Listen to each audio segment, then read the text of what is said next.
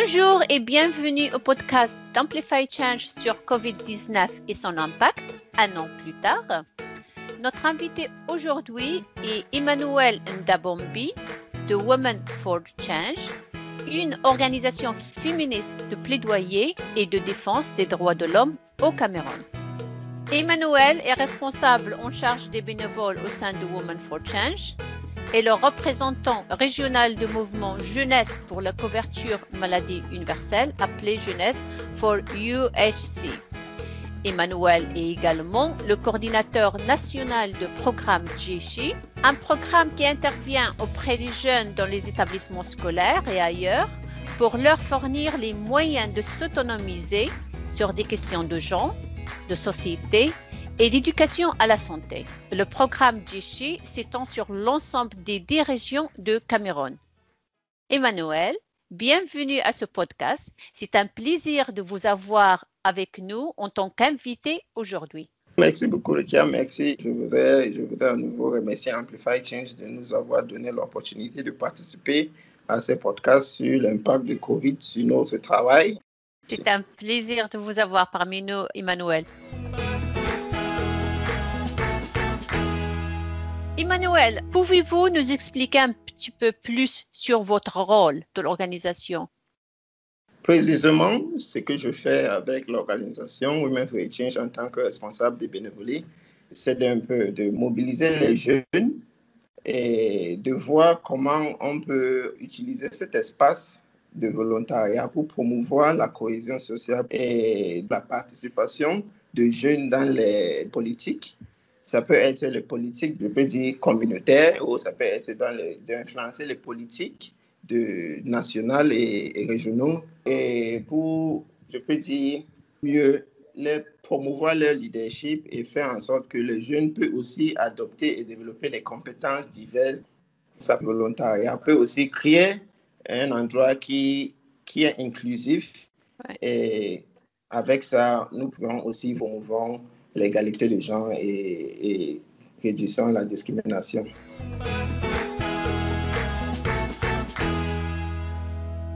Très intéressant.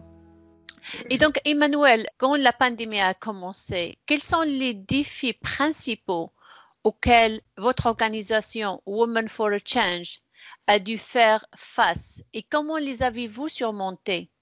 Ce qui a entraîné un impact considérable sur nos vies et notre environnement. La pandémie a vraiment apporté sa vague d'impact à la fois socio et économique qui ont gravement affecté le bien-être de tous, exposant les vulnérabilités de nos systèmes de soins de santé. C'était sans aucun doute le premier et principal problème. Au début, nous étions incertains et incapables de ce que nous pouvons faire, à part de tendre la main et rester en contact et en solidarité avec chacun et chacune.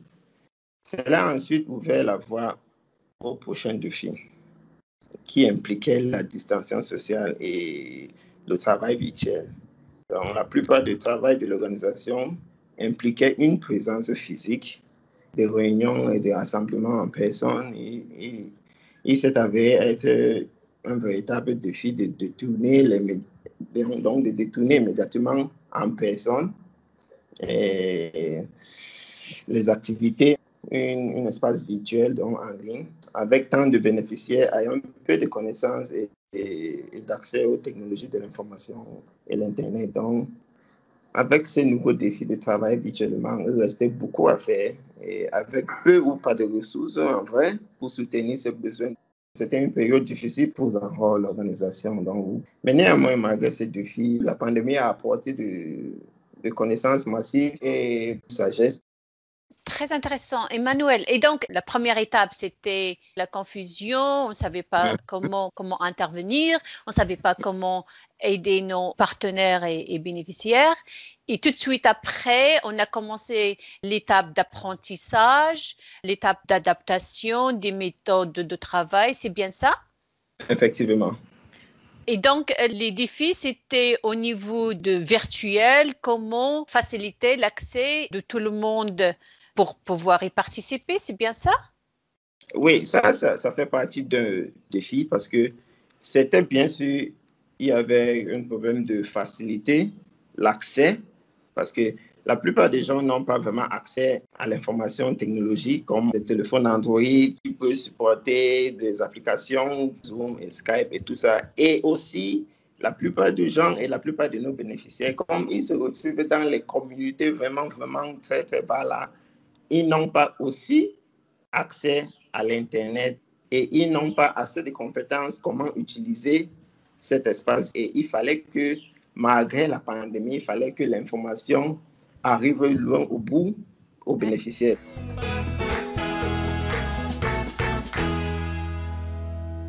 Et donc, si vous pouviez revenir au début d'année 2020 et vous donner des conseils sur ce que vous avez appris en cette année de pandémie, quels seraient-ils? Quelles sont ces leçons apprises? Ce serait pour renforcer le plaidoyer pour la construction de systèmes de santé plus résilients dans notre pays. Superbe. Et donc, quels sont les défis principaux auxquels Women for Change doit actuellement faire face à cause de COVID-19? Vous avez parlé du fait que l'accessibilité aux technologies n'est pas ouverte à tout le monde. Il y a la distance géographique, l'isolement, surtout dans les régions rurales. À part ça, quels sont les autres défis auxquels vous faites face maintenant à cause de la COVID-19? La pandémie, ça limite les mouvements et les rassemblements, y compris les réunions de plaidoyer mondiales et régionales. Donc, les ateliers et les conférences ont été limités. Ça limite aussi le pouvoir du dialogue en personne et du plaidoyer politique donc, à l'espace virtuel et comme tout se passe en ligne. Donc, qui n'est pas aussi productif et stimulant en tant qu'une rencontre et un dialogue en personne. Donc.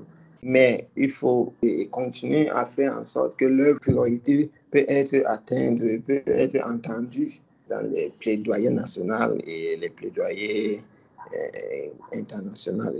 Le travail à domicile, qui fait également partie de la nouvelle norme, a également tendance à réduire l'efficacité du personnel. Car parfois, comme nous travaillons, disons un peu, nous travaillons en ligne et nous travaillons à la maison, il est parfois mélangé au travail et aux autres obligations sociales et familiales pendant les heures du travail. Pour revenir, notre principal et notre clé problème que nous faisons face maintenant, c'est nous n'avons pas assez de ressources pour s'engager. Et à mesure que la pandémie, nous avons plus peur de l'effet du COVID-19. La distanciation sociale et les lockdowns, les curfews et tout ça, l'effet que cela apporte aux individus, c'est plus dangereux que le virus. Nous n'avons pas vraiment assez de ressources de voir comment nous pouvons promouvoir l'engagement virtuel avec tous nos bénéficiaires.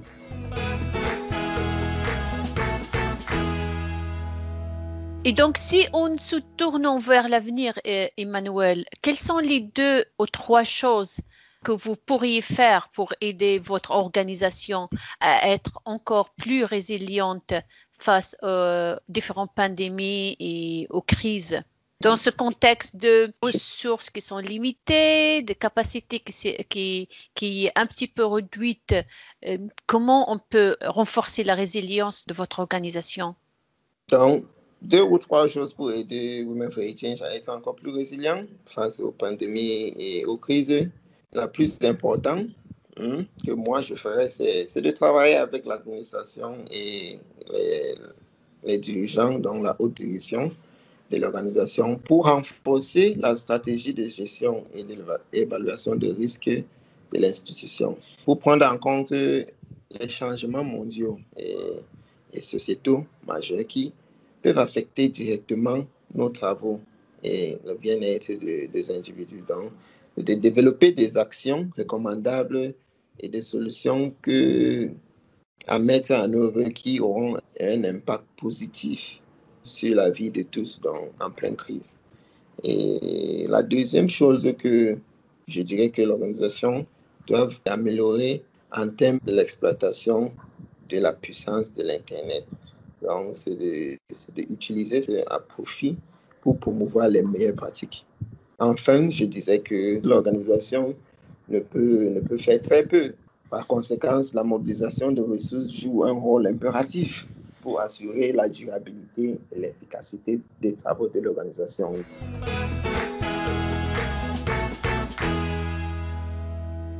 Et donc, en vue de ces défis, comme on peut dire, les défis sont souvent une opportunité pour innover. Et parmi les innovations de votre organisation Women for a Change en 2020, qu'est-ce qui pourrait aider votre développement sur le long terme et quelle est l'innovation dont vous êtes le plus fier? Le lancement du webinaire Beijing 25 et Génération Égalité pour discuter et délibérer sur les défis et les opportunités de la mise en œuvre de la déclaration de Pékin dans nos pays et régions respectives. Ça, c'était l'une des choses, mais pour moi, je disais que la plus grande réalisation que nous avons eue en période de pandémie, c'était de créer le premier mouvement adolescent qui s'appelle Mifali. Et c'était juste de voir comment les jeunes bénéficiaires qui ont eu à bénéficier du programme Jishi ont pu s'asseoir et développer et créer un mouvement de jeunes adolescents. D'accord. Merci beaucoup, Emmanuel. C'est la première chose, c'était de pouvoir participer à un échange au niveau international, c'est bien ça? En septembre 2019, on a lancé le premier webinaire de Beijing 25 en ligne. Il fallait rester en contact avec d'autres organisations. On avait décidé de le faire en ligne, que chaque mois jusqu'à 2020, on aura pour discuter et parler de défis et des opportunités qui s'est présentées pour la réalisation pour la réalisation et l'implémentation de la déclaration de Pékin dans nos pays. Et on avait lancé, sans savoir que 2020 devait être une année complètement virtuelle. C'est quelque chose qui a pu continuer pendant la pandémie et qui continue toujours jusqu'à présent. Donc, c'est quelque chose qui nous fait vraiment plaisir et ça a donné le but en ce début 2021, la création du mouvement Gen Égalité et CAS. Maintenant, nous avons des organisations qui représentent plus de 10 pays qui en font partie dans la zone de l'Afrique centrale et certains de l'Afrique de l'Ouest. Super. Et donc, ça, c'est un mouvement régional qui est axé sur l'advocacy, sur le plaidoyer en ligne? C'est pas juste en ligne, mais comme les choses sont un peu avec la distance sociale et avec les restrictions, la plupart de nos travaux sont limités en ligne. À la fin, chaque mois, nous avons une réunion en ligne pour parler de réalisation, comment ça s'est passé pendant le mois, qu'est-ce que nous avons fait, comment nous pouvons encore s'engager et tout ça et tout ça. Super. Le fait qu'il y a un groupe qui a été constitué au niveau régional et dont les échanges sont tenus régulièrement pour une coordination, un échange et pour renforcer le plaidoyer. C'est bien ça? Avancer le plaidoyer sur l'implémentation de la déclaration de Pékin dans nos pays différents parce que Women for Change n'est pas physiquement présent au Congo, au Gabon, au Sao Tomé et la Guinée équatoriale. Super. Emmanuel, vous avez aussi parlé du mouvement adolescent népalais. Est-ce que vous pouvez développer sur ce point aussi? Oui, bien sûr. Népalais, c'est l'une des choses que moi, je suis très fier parce que c'est un mouvement qui s'est produit d'un programme que moi, je suis le coordinateur national du Jishi. Comme la pandémie de COVID-19 a commencé, il fallait qu'on mette une pause parce qu'il y avait la distanciation sociale. Et en avril, il fallait que les écoles soient arrêtées. Mais à la fin, maintenant, il ne fallait pas que le Jishi s'achève là. Les adolescents qui participaient, je les appelle les bénéficiaires du programme Jishi, ont eu l'initiative de comment nous pouvons promouvoir et assister le programme Jishi à continuer à impacter la vie de jeunes. Et ils se sont regroupés, ils se sont rassemblés et ils se sont discutés, ils se sont dialogués et ils ont eu une conclusion de créer un mouvement Mefali. Ils ont commencé à parler et ils m'ont intégré dans le groupe, ils ont intégré l'organisation et nous étions là pour faire le coaching. Et c'était vraiment quelque chose d'agréable de voir comment les jeunes adolescents ils ont pris l'initiative de faire quelque chose de différent, de voir comment ils peuvent aussi participer, de voir comment ils peuvent aussi promouvoir et développer leur leadership et capacité. Et c'était quelque chose d'agréable. Et dans bientôt, ça ferait 1 an de l'existence du groupe Mefali. Et ils ont aussi eu à voir comment ils pouvaient aussi apporter de soins primaires pendant la pandémie, de partager, en faisant une campagne de face masks, de partager les hand sanitizers et tout ça aux gens qui en ont besoin. Donc, c'était quelque chose de voir comment ils peuvent aussi passer l'information sur la sexualité et la santé à leurs jeunes amis. Super, très intéressant. Merci beaucoup, Emmanuel, pour cette conversation très enrichissante et très intéressante. Et merci beaucoup pour accepter de participer à notre podcast aujourd'hui sur les COVID-19 et son impact 1 an après. Merci beaucoup. C'est vraiment un grand bénéfice pour moi de pouvoir partager tous ces défis et ces opportunités, toutes ces réalisations avec vous et on espère avec le monde entier de voir comment nous aussi à Women for Change, nous essayons de continuer à travailler et de changer le monde comme nous pouvons le faire. La prochaine fois sur le podcast d'Amplify Change. Bonjour, je suis Liliane Rangenassou. Je suis responsable de communication et plaidoyer de Projection Leader, une organisation gérée par des jeunes et à destination des jeunes à Madagascar. Je suis l'invitée d'Amplify Change pour le podcast sur l'approche positive à la sexualité. Soyez à l'écoute pour m'entendre parler du travail de Projection Leader sur les droits et santé sexuelle et reproductive et l'approche positive à la sexualité.